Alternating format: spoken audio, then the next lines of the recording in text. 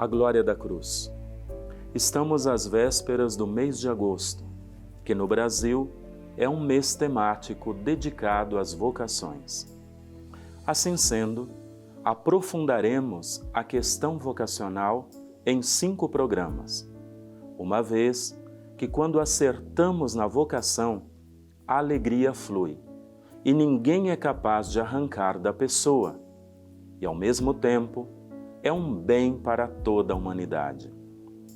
Nestes programas do mês de agosto, pararemos frente à nossa vocação e aprofundaremos a beleza e a importância das várias vocações, sobretudo na Igreja. Tomemos então o Evangelho de João, no capítulo 15, versículo 16. Não fostes vós que me escolhestes, mas fui eu que vos escolhi. Em Jesus crucificado, nós temos a certeza que somos amados, e a nossa resposta, ela não será outra coisa senão gratidão e busca de fidelidade àquele que nos escolheu e nos elegeu, para nos assemelharmos a Ele e viver na sua amizade. A este versículo, poderíamos juntar a afirmação do apóstolo Paulo, na primeira carta a Coríntios, no capítulo 12, versículos de 4 a 7. Existem dons diferentes, mas o Espírito é o mesmo.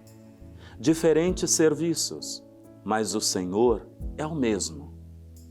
Diferentes modos de agir, mas é o mesmo Deus que realiza tudo em todos. E cada um recebe o dom de manifestar o Espírito para a utilidade de todos. No plano amoroso de Deus, somos os seus filhos queridos e amados, e todos temos uma missão a desempenhar neste mundo. O convite, ele é individual. E se nós não fazermos a nossa parte, ninguém fará por nós. Assim, podemos dizer que a nossa vida é um dom e, ao mesmo tempo, é responsabilidade. Não viemos a esta terra para fazer turismo. Viver de qualquer jeito não vale a pena. Por isso, no esplendoroso presente que Deus nos deu, que é a vida, Deus nos dá também uma vocação específica. Não simplesmente em termos de utilidade, mas para sermos co-criadores, uma vez que Ele nos fez à sua imagem e semelhança, e nos dotou de inúmeros dons e carismas. Quando a nossa resposta é positiva e nós abraçamos com garra esta vocação, sentimos que Ele mesmo nos acompanha, nos fazendo viver com sentido, espalhando bondade e semeando um mundo novo. Na vocação, o sonho de Deus, ele se torna o nosso. E que satisfação saber que Deus nos fez cúmplices, parceiros na transformação do mundo e na salvação de todos. Aquele que nos amou por primeiro, apostou com tudo em cada um de nós, com tudo mesmo. Olhemos para a cruz e teremos a prova visível desta realidade. Vocação acertada é sinônimo de vida feliz, vida plena em Deus. É uma felicidade transbordante. O Catecismo da Igreja Católica ainda nos ensina que a nossa vocação, ela deve nos levar a uma vida de santidade, ou seja, a uma vida em que nos moldamos e nos assemelhamos cada dia mais ao Senhor da Messe.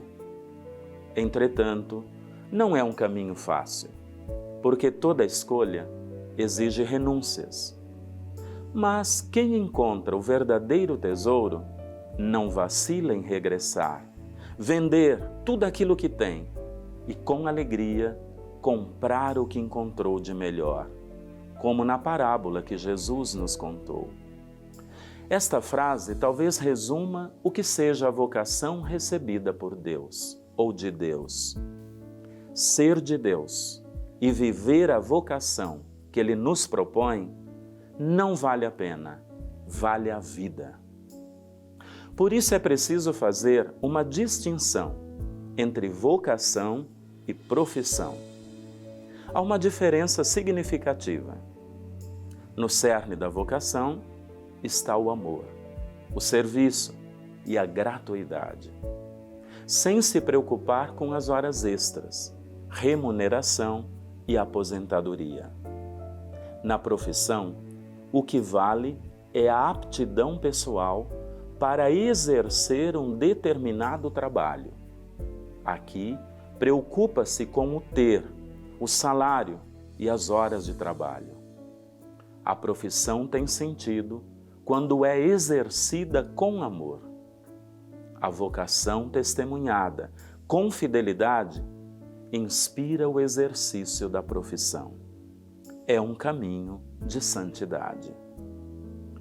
Quando encontramos a nossa vocação, não só nos transformamos, mas também transfiguramos as pessoas e o mundo. É o que Jesus chamou de fermento, sal e luz na dinâmica do reino. Desejo que este mês vocacional ele seja marcado pela escuta, pela obediência e pela disponibilidade para os que já descobriram a sua vocação, para os que estão vivenciando a sua vocação e, sobretudo, para aqueles que ainda estão discernindo o convite de Deus em suas vidas. Para todos, vale um lembrete. Quanto mais abertos e disponíveis estivermos ao chamado vocacional, mais seremos os autores e protagonistas da nossa história. Um testemunho. Santa Macrina. Macrina era filha primogênita de uma família de 10 filhos, os quais 4 foram proclamados santos: Basílio, Gregório de Nissa, Pedro, sacerdote e monge, e a própria Macrina.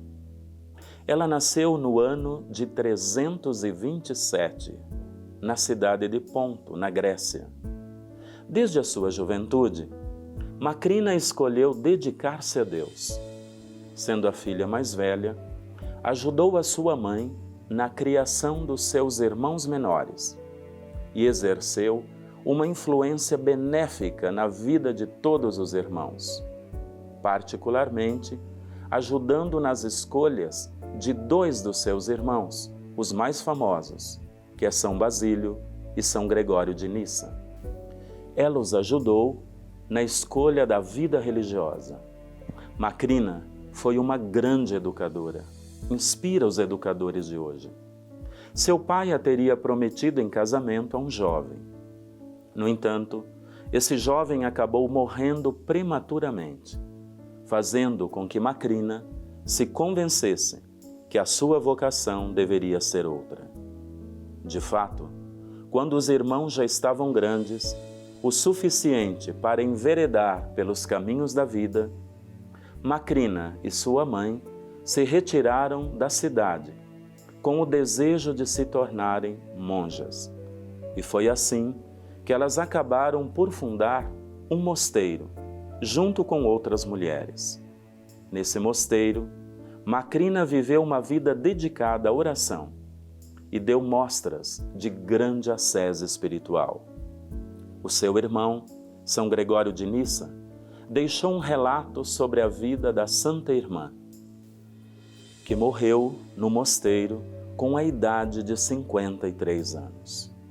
O seu corpo foi sepultado numa igreja próxima ao mosteiro, fundado por ela e por sua mãe na Capadócia. Rezemos ao pé da cruz pelas vocações. Senhor, pelo batismo vós nos chamastes à santidade e à cooperação generosa na salvação do mundo. Na messe que é grande, auxiliai-nos a corresponder à nossa missão de membros do povo de Deus. Qualquer que seja chamado, que cada um de nós seja verdadeiramente outro Cristo no mundo. Ó Senhor, por intercessão de Maria, Mãe da Igreja, concedei-nos o dom misericordioso de muitas e santas vocações, sacerdotais, religiosas, missionárias e leigas, de que a Igreja necessita. Amém. Nosso Senhor Jesus Cristo esteja sempre do vosso lado para vos defender, dentro de vós para vos conservar, diante de vós para vos conduzir, atrás de vós para vos guardar e acima de vós para vos abençoar. Ele que vive e reina com o Pai, na unidade do Espírito Santo. Amém. Abençoe-vos o Deus Todo-Poderoso, Pai e Filho e Espírito Santo. Amém.